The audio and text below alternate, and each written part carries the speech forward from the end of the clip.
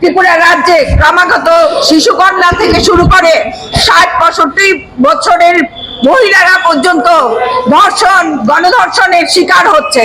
অথচ আমরা এমন এক রাজ্যে বাস করছি যে রাজ্যে প্রশাসন ঘুমে এবং জনগণের টাকার দ্বারা মহিলা কমিশন বসানো হয়েছে। অথচ যে মহিলা কমিশনের চেয়ারপারসন সে বিজেপির মুখপাত্র হিসেবে কাজ করছে।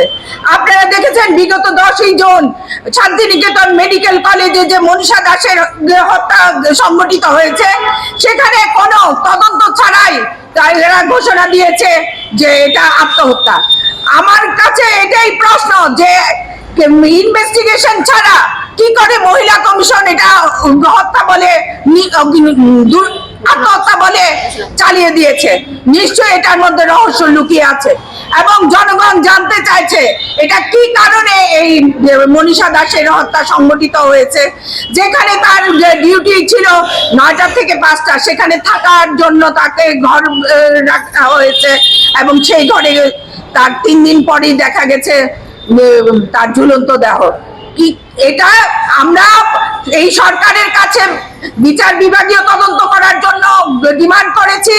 বিগত ১৯ জুন আপনারা দেখেছেন আমরা ডিজিপি অফিস ঘেরাও করেছিলাম এবং আমাদেরকে যাওয়ার জন্য আমরা বারবার ওদের কাছ থেকে আবেদন করেছিলাম যে আমাদের কথা শোনার জন্য এবং বিচার বিভাগীয় তদন্ত দেওয়ার ব্যাপারে, কিন্তু তারা আমাদের কোনো রকম সাড়া দেয়নি এবং আমাদের কথা শুনতে নারাজ ছিল।